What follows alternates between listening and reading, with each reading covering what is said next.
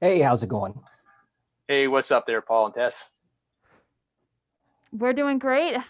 We're so happy to have you guys join us, and thank you for creating your World Studio Tours.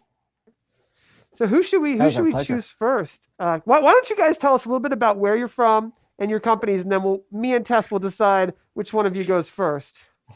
Why don't you start, Ryan? Okay.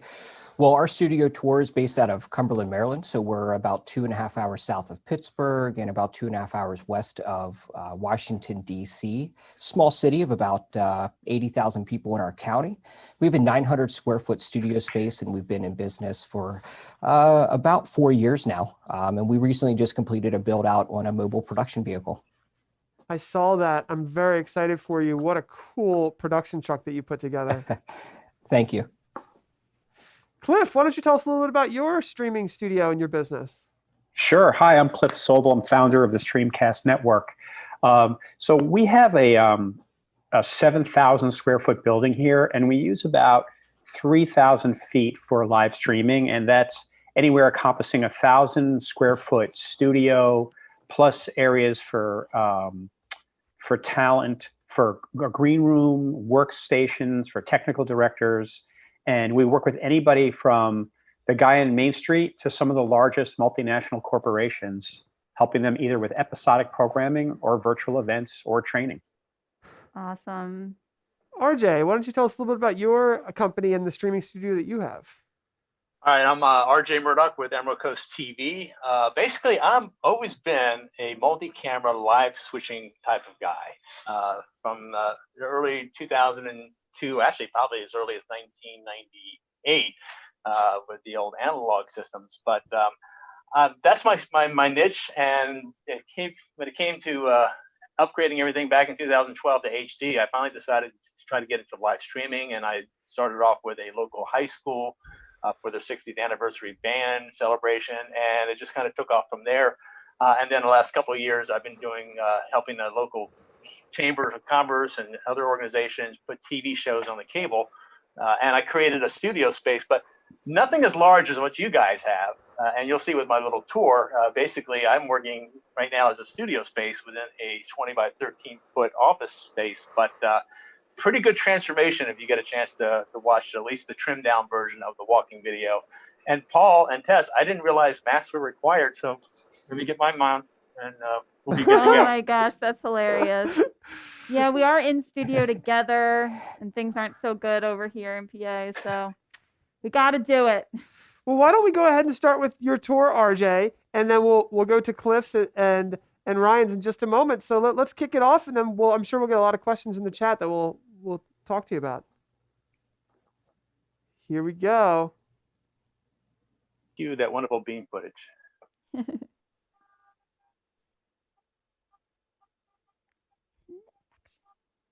And action. I'm assuming it's on your side. It is. Hi, I'm RJ Murdoch. Probably wondering why I'm standing outside for a studio tour, but this is downtown Fort Walton Beach. The Brooks Bridge is right over here, and as you can hear, the traffic is quite loud. I'm in an office building called the Landmark Center, and the reason I'm coming out here to show you that noise is probably your biggest factor in deciding where to set up your studio. Now, if I was still up front, you'd still be hearing some of the audio noise over here, but in this hallway, down this way, I'm all the way at the back of the building. Now, this is the center of the building, and the reason why I'm pointing that out is the fact that both AC units are on the roof, but they're overhead here in the center. For myself, I'm in the room at the very back. Now, this room is a 20 by 13, 20 feet this way, 13 feet this way, and I've got it arranged right now so that I can do multiple sets at the same time. Now, originally, I created the video wall. This made doing talk shows when I first got started with this 3 years ago much easier to work with than a green screen, and it also allowed the host and the guest to kind of feel immersed. With the way these TV panels are set up, they kind of give you the feeling that you are, looking out the window, overview of the Destin Harbor over here. And what I've also set up is that I can set up a timer over here so they can actually see how much time, but also I can put up any video you wanting a reference, as well as what I always do before I start an interview with a guest is put up the lower thirds right over here and make sure that that works out fine for them. Now, it's a 3-camera shoot. I recently had, within the last year plus, had picked up the PTZs. I do have 3 of them. I've only got 2 set up for the 2 side angles. And then I've got my Sony X7 XW X70 right here. It's a 4K camera, and it's on a teleprompter, even though we don't use the teleprompter often for guest interviews. We do use it for individual spots or for openings or sometimes for a Zoom guest. So what I also want to show you before I show you the rest of the studio is that what's nice about this is that I can have multiple guests come in. And one of the other advantages of this office building, and the reason why I chose this room, because there was a conference room right across the way, and this allows my guests that are not on right now to be able to come on, have a seat, relax, partake in a snack or a coffee, but at the same time be able to go ahead and watch the guests who happen to be on at the moment while they're waiting for their turn. And so they get the chance to listen to the audio. I'm just doing a wireless video with a transmitter over here to the TV set. So during the COVID downtime, I decided to rearrange the studio and came up with this 360-degree studio concept. So you've seen the video wall as it is. And then what I ended up doing was moving it to this wall over here. There's about 1.5 feet on the other side of these curtains over here, and I'll use that for storage. The curtains were actually a really great thing to be able to use to not only just kind of hide some stuff, but I can actually put stuff behind it. So behind, let's say, my production system over here, there's about 1.5 feet, and this is where I keep my folded director's chairs back there out of sight. So I've actually created some storage space to work with. The other thing I came up with was a little podcast station over here. So you could see as I'm sitting over here, we can basically just do a single camera. I would move this camera as my main, and I would be working that. So I would probably, usually I would guess, I would be the host, I would be over here. I would also move these 2 cameras. I would put one on my guest. The other one from over there, I would place right here. The director's chairs would go out of the way. And by sitting over here, I not only have control over my my audio, which all of it's being run through a Behringer RX18 right here. And I'm doing that over the Cat 5. And I bring in the audio from anywhere in the studio into this thing, and I can control that from either here or from over there. So I would have the main camera and my 2 PTZs over here. But the other thing I could do as well is I have a network cable-enabled 360-degree camera here. So I have an opportunity to go ahead and provide a 360 podcast. And I would use the monitor over on this side as a confidence monitor. I could put my notes over there, and I could just see how things are going. And it becomes kind of a video podcast station, but we're going to be producing it as if it was for audio only. The other thing we've got going on is behind the black curtain, I have the panoramic green screen. And this is actually based on a Elastitic panoramic screen that's available on B&H. So it gives you about almost 7 feet high, roughly 13 feet wide, panoramic, so that you could shoot at angles, and in that way you still got your virtual set on either side. And then I also designed one of my production tables. This thing's actually on wheels. This is actually my news desk. So we have the virtual set here. We have the podcast set over there. We do have the video wall set. And then by turning this monitor, and now I have my tech review set right here. So this is where I can do product unboxing, as well as doing some how-tos, especially on the tech side from lessons learned. So I have 4 sets available in this 360-degree space here to work with, and everything basically kind of folds up and gets out of the way as needed. But there's more. Let me fold up this green screen real quickly.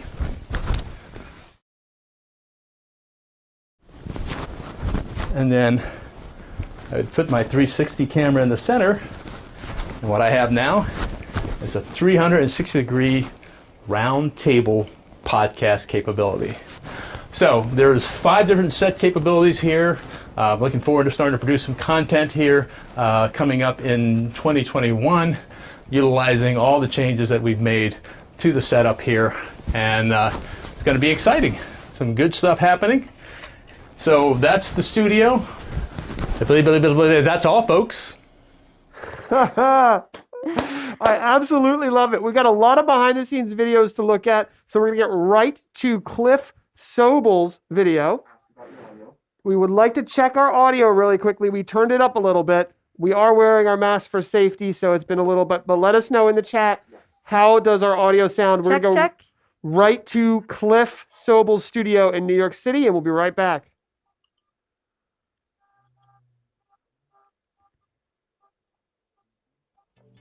So here we are in the lobby of our building.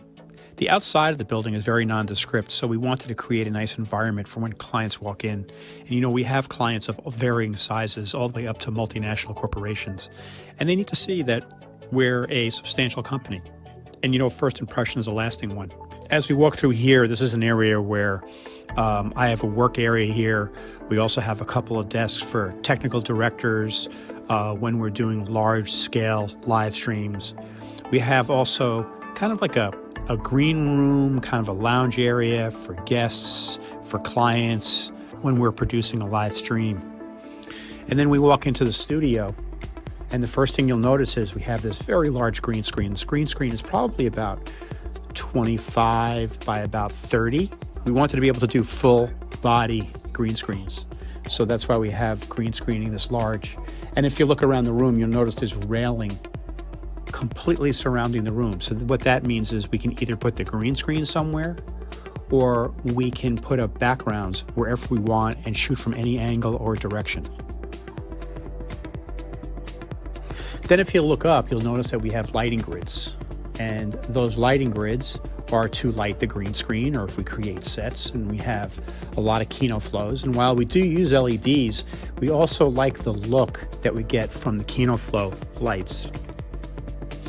As you move back a little bit, of course, we have the PTC Optics camera that we use, and that's used a lot as an ancillary camera when we want to get overhead shots. So for example, I had a chef in here, and he was making a dish, and not only were we able to get shots of the group, wide shots, close-ups, but we also had bird's eye views so that we could see the food from a better angle. Then as we turn around over here, you'll notice that we have 3 cameras. We like the mirrorless cameras. We've put on power zoom so they act more like video cameras. Further around here, you'll see that we have a desk, and we have 2 of these desks. And this is for comments, so that when we're producing a live stream, we can have a person who's on comments. They're also on camera. There's lighting above them, and you can see where comments come from, they're handled, and those are either typed right into the chat or they're provided to the on-screen talent. But we like to have that kind of look kind of cool, and these people can provide comments and be on camera. So this is our switching system.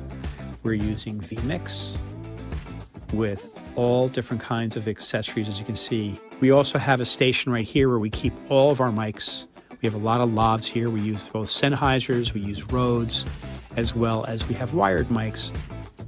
Oh, over here we have IFBs so that when we are doing remote guests and we are on stage on the green screen, we have IFBs that we can speak to the talent, and the talent also can hear seamlessly their guests and see their guests when we're doing a remote show.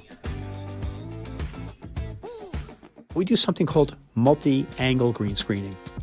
So we either shoot our own background or buy a background, and we actually cut those backgrounds into pieces, and either we will re-angle them ourselves in an application like Photoshop, or we'll take shots of a background and take various angles so that when we're either doing wide shots or backgrounds that are close-ups, you can see that it looks like that the cameras are looking at different shots in the background. And if you look at the close-ups, we even kind of blur them a little bit. Close-up, we want a little bit more bokeh.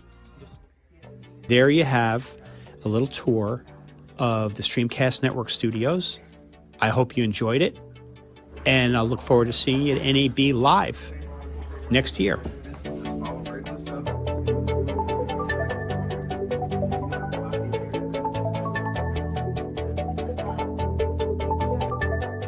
All right, we still have some more awesome tours to go through. Let's jump right over to Ryan Brennaman's studio from Allegheny Media. Hey everyone, Ryan with Allegheny Media. I'm excited you could join us for this virtual tour. We're inside of our studio spaces in Cumberland, Maryland. This is our podcast room, so it's set up 4-person. We have a Rodecaster Pro. We have a monitor that's running off of Pro Presenter from this MacBook, so we can put up client logos and screens. In this room, we're also capable of shooting video in addition to the audio for podcasting. So we have 3 PTZ Optics cameras that set up anywhere in the studio and run over to us via the SDI cables. So it's a really versatile setup. Again, we're not just shooting video or audio, we're combining those things together for a video podcast hitting multiple platforms. Our video studio is located right next door. So let's head over to that room and we'll give you an idea of what we have for equipment. So here's our video side. We have a palette wall design. We can also put up then green screens, blue screens, or flat black screens using a paracord on the top and bottom, and it pulls it tight. Here's some of the equipment that we're using. We have multiple bird dogs for NDI with Tally. We also have multiple wireless video transmitters. Even the drone that has an HDMI out, and we pull the drone shots in for live looks. We also use our DJI gimbals a lot. This also has a wireless video transmitter on it. And then even from the standpoint of like how we organize equipment and gear, this is our Sennheiser mic kit, and you can see everything has a home, even down to the point of like putting our lav packs inside of these protected cases to take good care of it. We have a 39-inch monitor that stays here in the studio or can go remote when we do mobile productions, and we can put up a teleprompter view. And then we also have our boom pole with shotgun mic. And then some of our favorite lights that we recently just purchased is this Aperture 300X. It has a ton of accessories from very large soft boxes to the Fresnel lens with barn doors, lantern lights, very versatile system, and then our smaller Genray lights, in addition to our mounted studio lights that we keep up just to put things up. Now, when we're not using our PTZ Optics cameras, we have our Canon 4K, again, paired with our bird dogs. All of that stuff comes over to our production room, where we'd like to show you now kind of the heart of the operation. So we have our network switch here, some more wireless mics, but all of these monitors, we're using 2 different computers. We're using a 2020 MacBook Pro to do Final Cut. We like to edit in Final Cut. I enjoy Final Cut over Premiere Pro, but then you can see our vMix setup.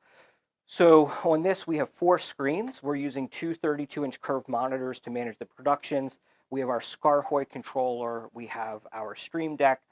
And then the other monitor is a Ninja Atomos. And What we like about that is it's a color-corrected monitor, but additionally has an HDMI out, and if need be, we can then plug in our LiveView Solo for any critical productions that we want to have cellular bonding connection. Actually, we love LiveView so much, we're sporting the LiveView socks today, but this has been a great system. We're using a Switchblade Turbo X, which is an i9 2070 graphics card. The cool thing about the Switchblade is it actually has a screen mounted on the front, so when we go do a mobile production, we don't have to take monitors with us. It's an all-in-one suitcase-style design. It has 4 SDI inputs, 4 4K HDMI inputs, and 5 NICs, so it can pretty much handle just about anything. And then over here is just kind of our rack storage space where we can charge everything, store everything in cases where it's marked. So what I'd like to show you now is our mobile production vehicle. A lot of the equipment in here goes into that production vehicle when it's in operation. We recently shot a Christmas tree lighting ceremony for our city, and we did a behind-the-scenes video look. So let's take a look at the inside of that mobile production vehicle now. Bus is unique in that look at all the room that we have for not only computers and good workspace, but also for people. So this bus is designed to have a graphics operator for our larger productions using a system called ProPresenter. This is our main production computer, so this is our software that we're using to put this program together. And then up here, we're able to monitor the different outputs from Facebook, YouTube, Vimeo. We have our control for our pan-tilt zoom camera.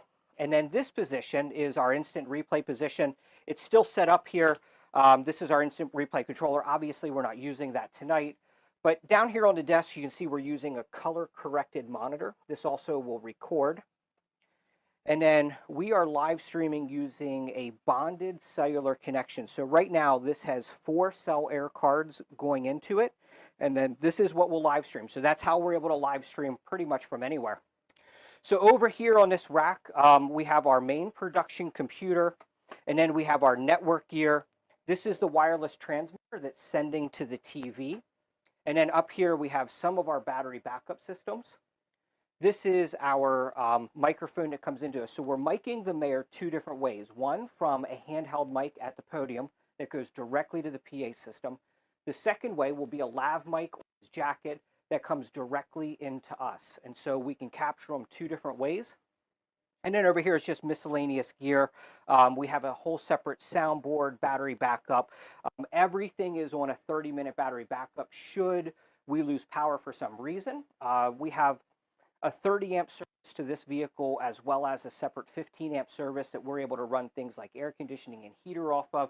And then over here is just a miscellaneous desk. It holds our snacks and goodies should we need them. But this is also then designed to be an audio position, so we can pop out a full soundboard onto this desk and do things. All right, well, that concludes this tour, but we're going to head over to the breakout room where you can ask any questions. We'll answer any lessons that we've learned from building out this studio space or even the mobile production vehicle. We have pictures that we can share with you. So we'll see you in just a few moments. Ryan mentioning the Zoom breakout room. Good call. That will be opening at 2:30. So all of our speakers will be available to answer questions there. Anna from LiveX has joined us. Hi, Anna. Hey, guys. Thank you for being here. Why don't you tell us a little bit about LiveX and the studio tour that you're going to give us today? Oh, awesome. My pleasure. We are a technical production services company.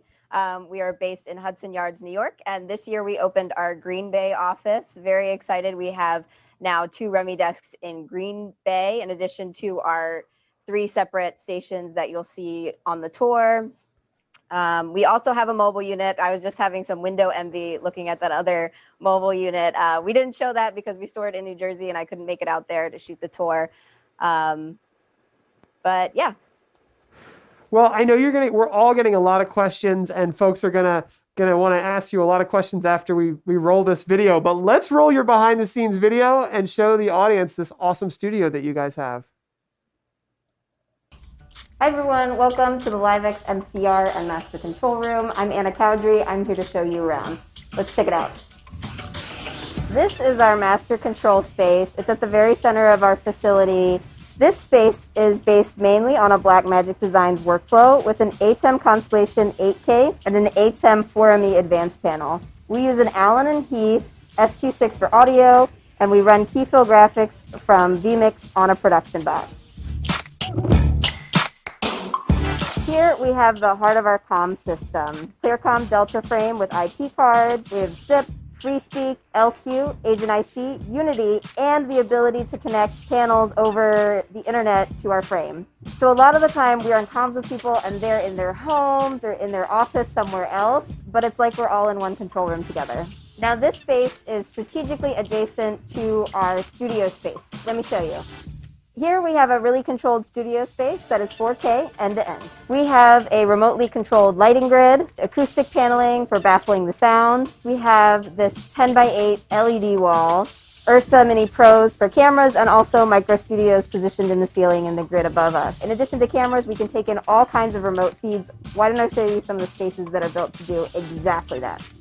This is one of our REMI control rooms. It's designed to take in feeds from all over the world. Normally it does shows with SRT and WebRTC feeds coming in. It's actually getting set up for a show right now. This desk is equipped with vMix on production bots. We use NDI and SDI and Dante to move feeds in between different machines based on what our needs are. This space has Wowza Clearcasters for encoding to different destinations, SQ6 for audio mixing, and a Blackmagic video hub for video control and routing. We also have a Videon Edgecaster that actually streams RTMP up to LiveX Director for low latency video monitoring.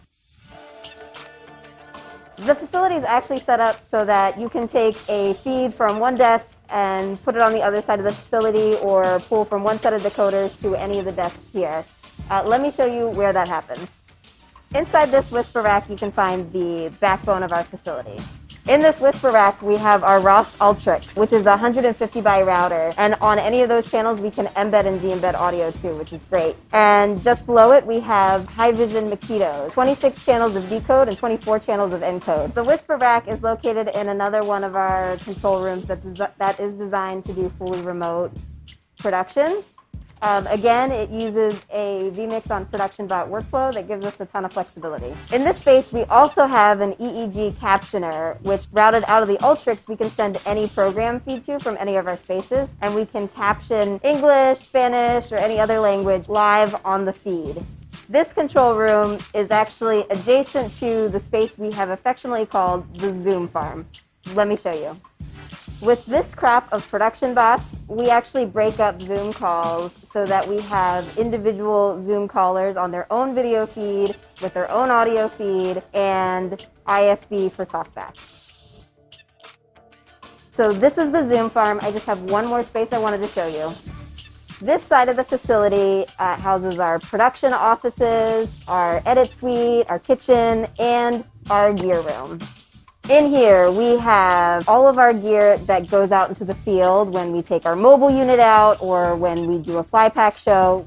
So in the gear room, we have traditional camera kits that are ready to go into the field and work with your talent from their home or from their office and backhaul field feeds into our control room. But we also have Pixel phone kits. They come in 2-cam and 1-cam kits.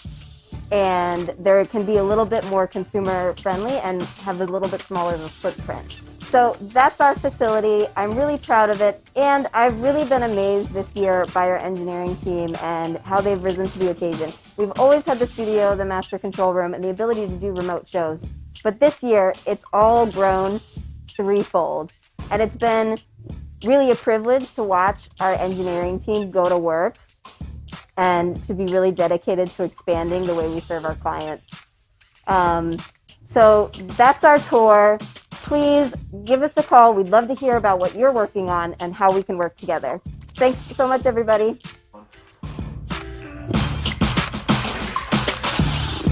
Wow. Whoa. That was awesome. Now with us, John Mahoney from NeuralNet, and he's also known for the Streaming Alchemy Show. How you doing, John? All right, how are you guys? Good, thank you. I'm excited to see your studio tour, John. You're getting ready for Streaming Alchemy season number 2. Yep. Congratulations. Thank you. It's been a while. It took us a bit of time to sort of get through everything that was going on, both with COVID and the business, as well as all the different things we wanted to do studio side to really refresh the show and try to cover some new ground that we hadn't done in the first season. We know how that is. Yep. So it's never done. You never have a finished studio. It's just when you can use it and when you have to use it. But it's a lot of fun actually getting to work with people and getting a lot of feedback around different requirements and different needs. So we've had a lot of fun building out the next refresh of this. So happy to share it with everyone. Well, let's do it. Let's share the video and show everybody what you have going on over there. Hi, everyone. I'm John Mahoney, and today I'd like to give you a tour of our production setups here at NeuralNet. So right now, I'm sitting in the set that we use for the Streaming Alchemy show.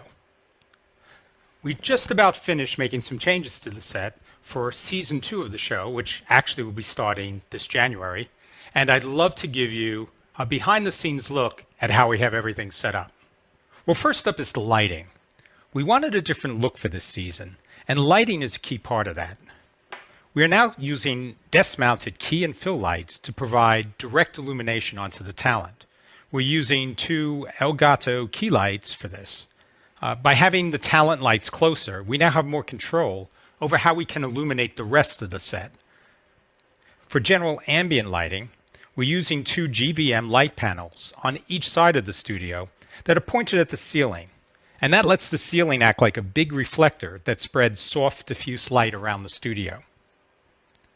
And pointed at the rear wall of the studio are 2 GVM RGB light panels that provide both color and depth to the main camera shot. The rear illumination also provides another visual layer. So next is the physical space we should look at. We want to start with a new, much larger desk space for the show that could actually hold more gear and would be more comfortable if we had multiple presenters on set.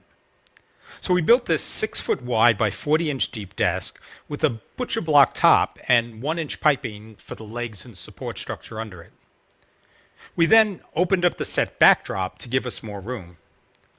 We kept the set monitor we had last season and added a second monitor in portrait orientation that we'll be using for signage. All of the video in the studio is distributed via NDI, including what we are sending to the on-set monitors. Right in front of the desk we have is a lowboy stand with 2 monitors and the main camera.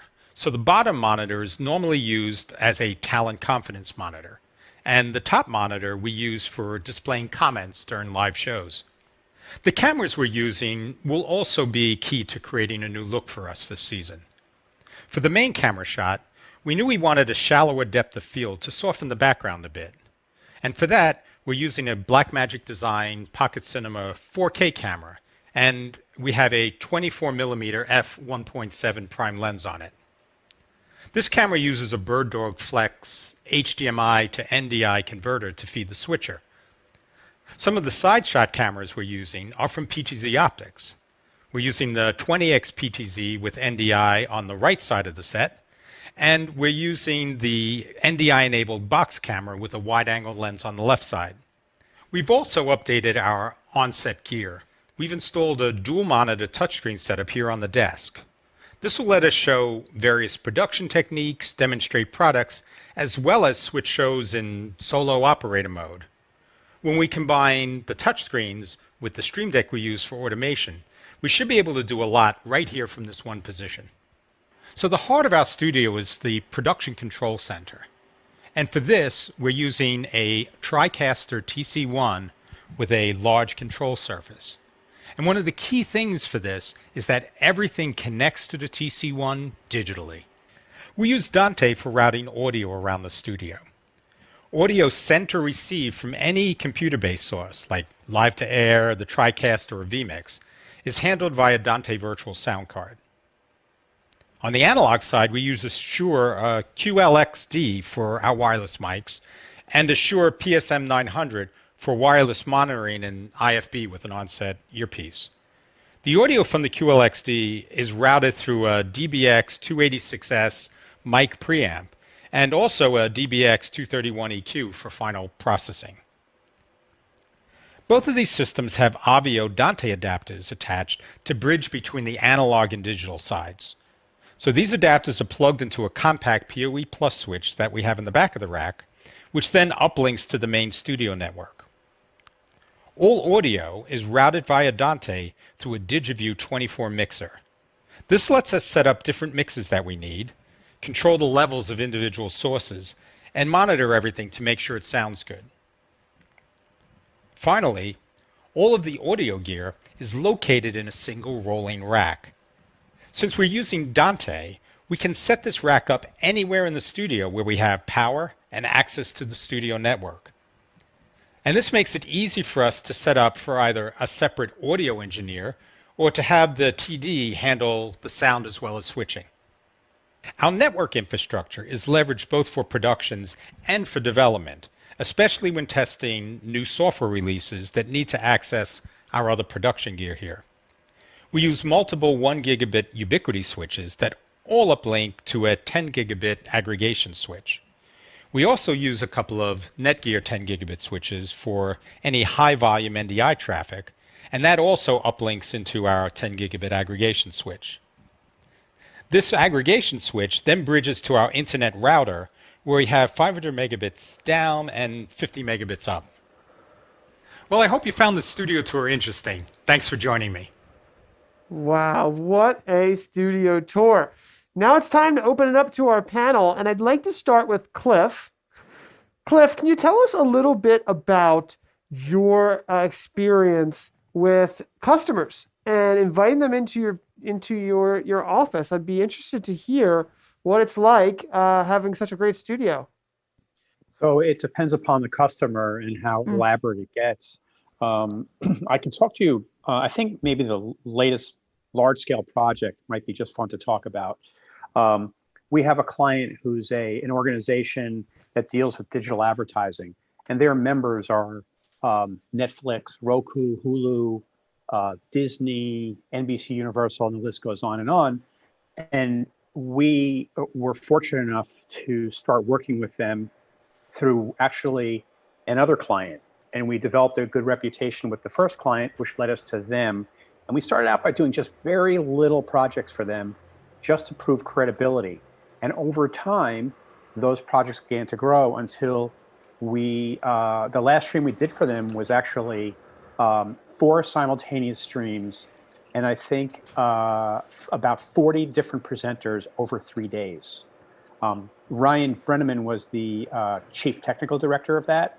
And while I pull the whole thing together and I connect all the dots, Ryan's the guy that looks at it and goes, how do we accomplish this?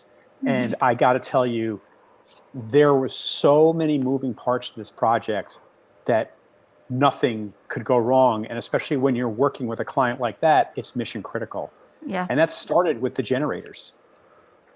Wow. That's incredible. Man, maybe let's ask Ryan from his perspective then. Ryan, I'd love to hear, from your perspective, what is it like to be a technical director on a project like that?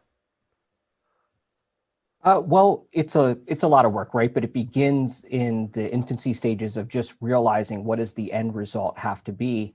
And in this particular instance, we, for the first time, were operating in a fully cloud environment, utilizing Unity comm systems. So we had rigorous testing before the event, but really this was not a new way. We have done several productions fully in the cloud, but to the scale that we were in, this was the largest cloud event that we had. So wrapping your mind about the different workflows is obviously something that's new and it's evolving and that we want to stay on the forefront of.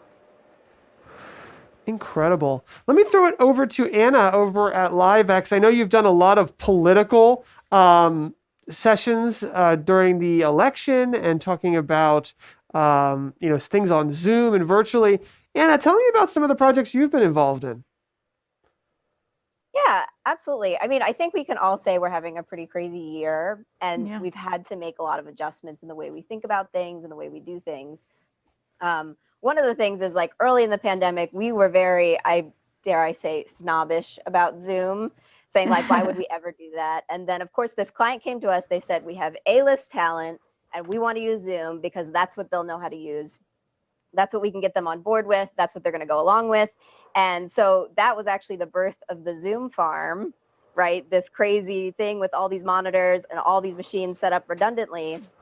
And it's proved to be an efficient workflow in the sense that we can move a lot of talent quickly because they know what they're doing already. And we don't have to spend the time to train them like we would for maybe a vMix call session, or if we were doing Rivet on another device or something like that.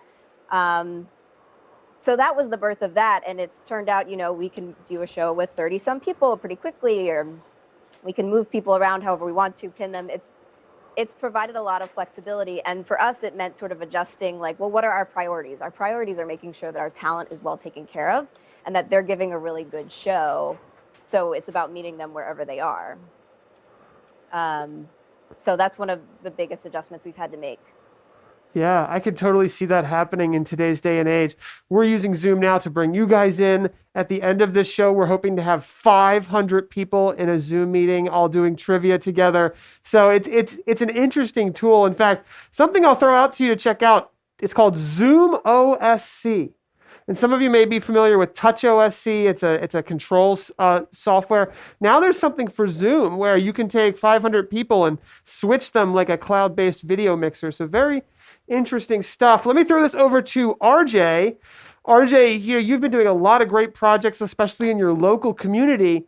What has it been to be a resource in your local community, opening up these video production capabilities?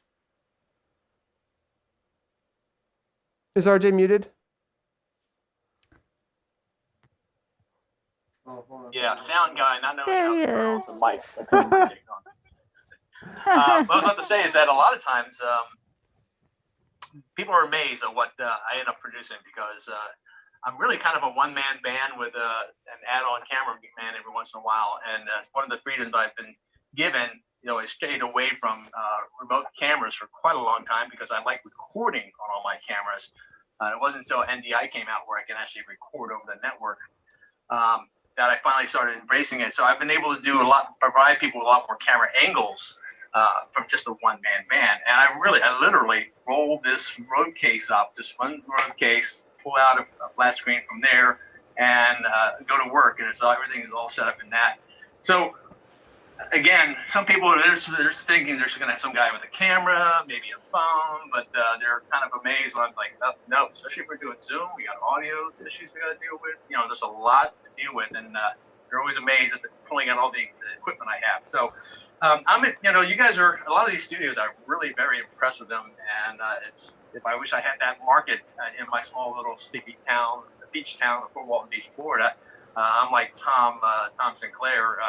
We don't have a lot of foot traffic and a lot of high-end clients, but we do have a lot of repeat clients, because once they have a little bit of what we produce, they want it every year, and I keep busy that way for the most part. And I'm happy because every day or every project, even though it may be similar in requests, it's always different, always unique, and there's always a challenge thrown somewhere in there, and yet show must go on. We prevail. That's right. I love it. Now, I want to throw this over to John Mahoney, because not only is he working with clients, but he's actually using the streaming studio to promote his own business via a live streaming show, which is something that we do. So I really implore you, John, tell us a little bit about how that has affected your business. Well, it's actually really interesting because we end up working on both sides. We work on the product side.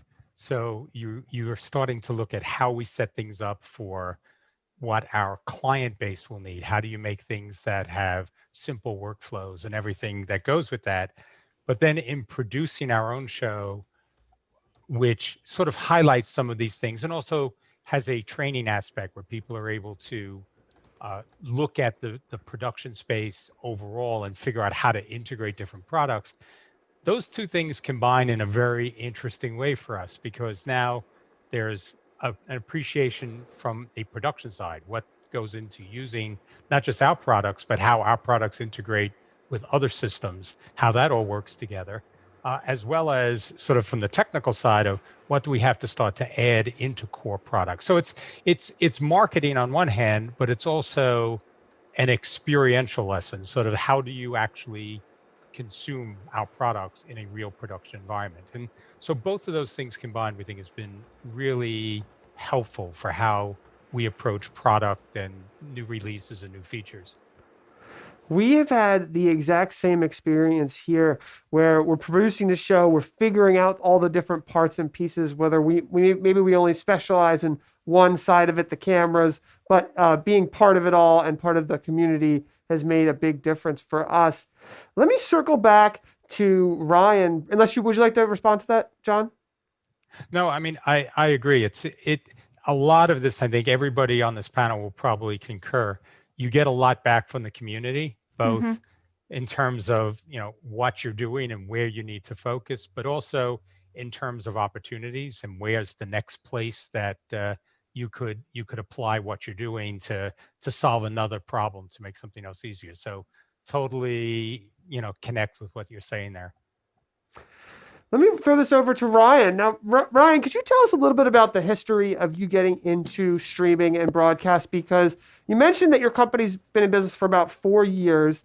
I was lucky enough to know you, to meet at NAB, to meet you at the StreamGeeks Summit and follow along your journey. So I happen to know your journey, but I was wondering if you just had a few minutes to tell the folks, when did you go from idea to concept to starting a business to now having a streaming studio to now having a streaming bus? And you've done this all pretty much yourself with maybe, obviously some help, but tell us about your story. Yeah, thanks for asking. We were initially, I'm pretty open about, I took my last few dollars and sent myself to NAB and said, if this is something I'm going to be interested in, I've got to get to there. I have to learn more about this. Really what solidified the decision for me was I was sitting outside of the main stage in kind of that lobby area. And one of the broadcast CEOs said, we are so embedded into the legacy systems that very soon people out of small studios will be able to produce similar content that we are. And I thought to myself, wow, okay, so I got to learn more about this. And we had met then. And then I had the privilege of coming up and shooting a 360 tour of your studio space to learn a little bit more about PTZ optics. Then I started doing some live streaming for my church. That led into wanting to start my own studio to help other churches, other houses of worship. But there was also a need in our local community where we could start telling really good stories. And so we were hosting weekly shows. One of them was called Hope Rising, and it talked to people about the positive things that were impacting our community. And from there, we just wanted to expand. But it's a one-person show. My wife actually assumed the company in September of this past year. We're reopening up our sales and use certificates so that we can begin to sell equipment that we're working to consult with. And then last year at the StreamGeeks Summit, I met Cliff, and we developed a great friendship. And so we were able to work together and come up to the New York studio, and we've kind of paired our two studios together. Cliff is an amazing person and has lots of contacts in the industry and really understands the business of live streaming. And then I get to do what I do best, which is dream and think technically, and Cliff just supports that. And so we work on both studios, and a lot of times they're linked together. So we will run productions out of both, and then using SRT or other forms of transport, we'll host shows together. So that's kind of the whirlwind of the 4 years, but it got into this mobile production vehicle. Something, again, just dreaming. Wouldn't it be nice to have the opportunity to take what we do on the road in a little bit easier fashion, but also to keep reliability and consistency. And so we bought a shuttle bus, and we're pretty open. We paid like $1,750 for this thing. All in, I think we're less than $7,000 to build that bus out. And Wow. so it was a very wise decision. And I'll be happy to share pictures. I think there was even a comment on YouTube that you popped up, and the person asked, is this Allegheny County, Maryland? And it is. And this is the poorest county in the state of Maryland. Our city itself, where we have the studio, is only roughly 16,000 people. And so anyone who's online right now watching, you don't have to live in a big city to start making a big impact in your community. Just get out there and start making the impact, and things will come on later. That's such great advice. And I'd love to dovetail that with with asking a question to Cliff.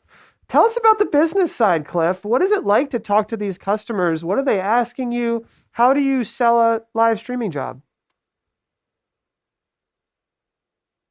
Do we need to unmute Cliff? See, I have an excuse. I'm very untechnical. So anyway, so I look at it from probably a little bit more unique point of view than the other guys, because while I love the technology, I'm more about the application. Not that everybody isn't, but I'm more about what's the business application for the technology and matching the technology to the application. Most folks, even still today, I'm not going to say it's a struggle, but it's an education process. And I have found in my experience that it's not about going in on a sales call and selling somebody right away. It's about an educational process and helping them understand what the power of live streaming can do for their business, but also being very frank and very honest with them about it's a long tail. It's not going to happen overnight. And if you're going to want me to qualify or quantify that you're going to get sales from it, well, I can't exactly do that. But what I can do is I can provide a good product, a good service. I can refer you to others who have worked with us and what it's done for their businesses. But it's really, really more about education and opening their eyes up, and not just my potential customers, but I have clients who are in the video business that I'm educating. That are they're gigantic. I mean, they're some of the biggest names in the business, and they're still grappling with live streaming. So it's really about bringing them in, educating them, and developing a good relationship so they trust you. Well, thank you for that business advice, because, finding someone like you, finding someone technical like Ryan, and bringing that together, I feel like that's a magical, situation for so many people out there. If you can find that business person, and maybe many of the geeks here maybe are more on the tech side, find the business person who can mentor you, because it's a massive opportunity. People in this industry are going places. In fact, Anna, one of your coworkers, Aubrey, I guess it was probably sad to see her leave, but she's working with Apple now. Is that correct? Yes, she is. We're all very excited for her. Yes, she left earlier this year. I'm sure it was a very hard decision for her, but we're very excited to see her do big things at Apple. So tell us about some of your higher end clients, Anna. What is it like to maybe work on the New York City ball drop, one of the world's largest watched live streams in the world? The pressure must be on when you're doing those types of productions. Absolutely. The pressure is on, but I don't like to think that the pressure is greater for one show or for another show, because it's really about creating the best version of whatever this is. Right. And this has been a weird year. But New Year's is very much, we've done the show for 10 years. This will be my 4th year. So walking in, I'll be coordinating producer this year. So I'm sort of walking in with a rundown I made from last year, which is cool. How often do you get to do that, is to take a document and get to revive it for a following year. But absolutely, it's about leaving nothing to chance. New Year's especially, it's a train that's leaving the station, and it's all about being on the train and not getting left behind. So knowing that we are the most well-behaved people in the square, we are the most on time, we are the most prepared, and that when it's our turn to do our thing, that we're doing it and nobody's waiting on us, nobody's wondering what happened, nobody's wondering why this thing is out of place or it's unsafe. And there's security measures in the square as well. So minding our P's and Q's with the NYPD, it's all of the things, but being the people who are prepared and who are ready in the square and testing everything ahead of time. Wow. I imagine that'll look a little bit different this year. Not so much for you guys, I suppose. You'll still be able to be there. It's going to look a lot different. Okay. It's going to look a lot different on the back end for us this year. Sure. Because it's all about how do we spread our people out? How do we can't do our normal thing where it's 9 people in a truck together. Right. Right. And it's part of what we've done this whole year is how do we look at what we've always done and how do we do it better and safer, right? Because the standard the standard for this year is not about how do we do the best show, how do we make the most money. It's about how do we do it and how do we do it really safe? How do we do it without jeopardizing our crew and our staff and our freelancers, and make sure that their concerns are heard and that they know that we're being as safe as possible. So it will look different for us this year. I'm going to miss being, in a mobile unit with my 10 best friends. But the mobile unit will still be there. It will still be doing things, but we are going to be more spread out. Well, it's good to hear that you guys are still doing the show, still doing your best and staying safe. We've run out of time, but we've asked our speakers to join our breakout Zoom session where 200 VIP Stream Geeks are hoping to collaborate and share. So hopefully we'll see you guys there. Thank you so much for submitting the tours of your studio. We did hit. We had to celebrate. Here we go. Ready? 20,000 subscribers. 20,000 subscribers. How hilarious will it be if these don't work? All right, these don't work. Oh, they do. That was the most anticlimactic thing. Yay! Oh, they do work. Okay. Thank you, everyone, for hitting that subscribe button. We did hit 20,000 subscribers on this production. That was we had no idea that was going to happen. I cannot believe that. Please if you haven't, hit the subscribe button if you have not. Please do. All right. So there's that. We're going to call one more giveaway winner. What are they going to win, Tess? They are going to